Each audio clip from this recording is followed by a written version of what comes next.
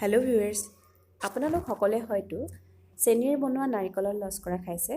আজি মই আপোনালোকক দেখুৱাম গুৰে কেনেদৰে নাৰিকলৰ লস্কৰা বনাব পাৰি। তাৰ কাৰণে মই ল'ম 2টা নাৰিকল আৰু এইখিনি মই সৰু সৰুকৈ কাটি লৈছোঁ। তাৰ পাছত মিক্স ৰেড দি মই ভালদৰে মিহি কৰি লৈছোঁ আৰু আনখন প্লেটত মই লৈছোঁ অলপ গুড়। এইখিনি মই ভালদৰে কুটি লৈছোঁ। এতিয়া মই পিচি লোৱা নাৰিকলখিনি এটা মিডিয়াম সাইজৰ বাটিৰে 2 বাটি নাৰিকল প্ৰেছাৰত দিম, ঠিক এনেদৰে।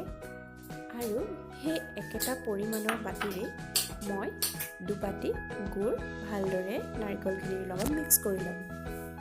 এয়া দেখিছে, মই নাৰিকলখিনি আৰু গুড় মিক্স কৰি লৈছোঁ আৰু তাৰপাছত মোৰ ইণ্ডাকশ্যনটো গৰম হ'ব দিছোঁ। এতিয়া মই এইখিনি ভালদৰে লৰাই থাকিম।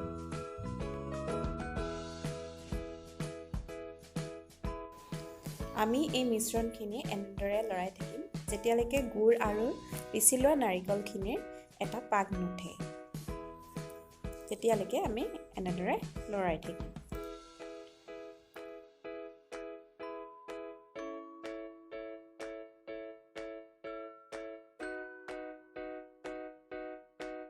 এতিয়া এইখিনি ভালদৰে পাক উঠিছেনে নাই তাক পৰীক্ষা কৰিবৰ কাৰণে এখন প্লেটত আমি অলপমান কাঢ়ি ল'ম আৰু এতিয়া এটা লাডু আকাৰ দিবলৈ চেষ্টা কৰিম। মিশ্ৰণখিনি লাডু বনাব পৰা হৈ গৈছে আৰু মই সকলোবিলাক মিশ্ৰণ এনেদৰে লাডু বনাই ল'ম।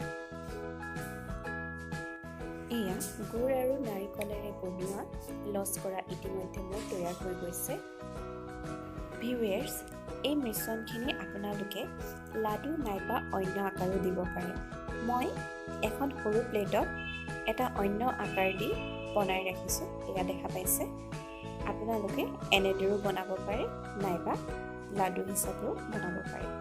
আৰু যদি ভিডিঅ'টি চাই আপোনালোকৰ ভাল লাগে তেতিয়াহ'লে মোক লাইক, কমেণ্ট, শ্বেয়াৰ আৰু ছাবস্ক্ৰাইব কৰিব নাপাহৰিব। ধন্যবাদ।